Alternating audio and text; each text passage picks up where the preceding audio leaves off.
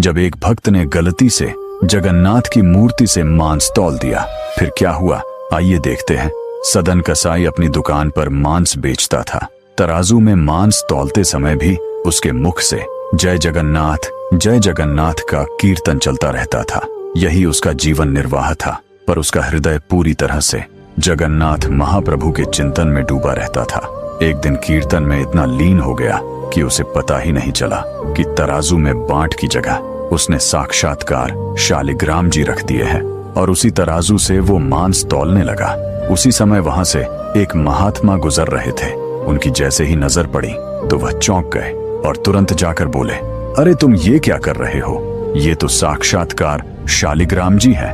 इतना बड़ा पाप! ये सुनते ही सदन कसाई के हाथ कांपने लगे, नेत्रों से आंसू बहने लगे और वह रोते हुए बोला, महाराज, मुझसे यह पाप अज्ञानवश हो गया।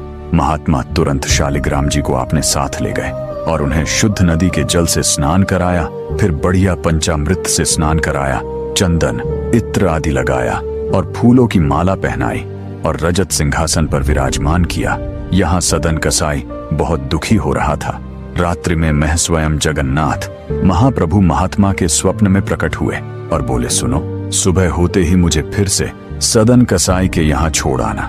तभी महात्मा बोले, प्रभु, वहां तो मांस बिकता है, वह आपको तराजू में बांट बनाकर रखता है। ये तो वेद शास्त्र के विरुद्ध हो जाएगा।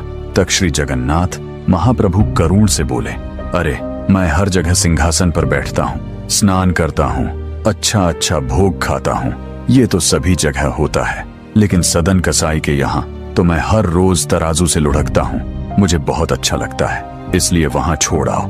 महात्मा आज्ञा मानकर शालिग्राम को वापस ले आए। जब सदन कसाई ने शालिग्राम को फिर देखा तो उसके नेत्रों से आंसू निकल आए।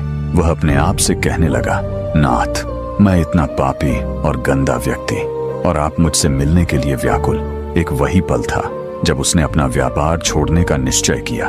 वह अपनी दुकान बेच दिया और बोला, आप मुझसे मिलने आए थे नाथ, अब मैं आपसे मिलने आ रहा हूँ। और वह श्री जगन्नाथ पुरी की यात्रा पर निकल पड़ा।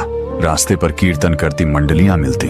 उसका खूब मन होता कि वह भी साथ चले, लेकिन आसपास के सभी लोग पहचानते थे कि यह वही है जो मांस बेचता है, ये हमें अपवित्र कर देगा। सदन कसाई ने अपना रास्ता बदल लिया और कटीले रास्ते से श्री मंदिर जाने लगा।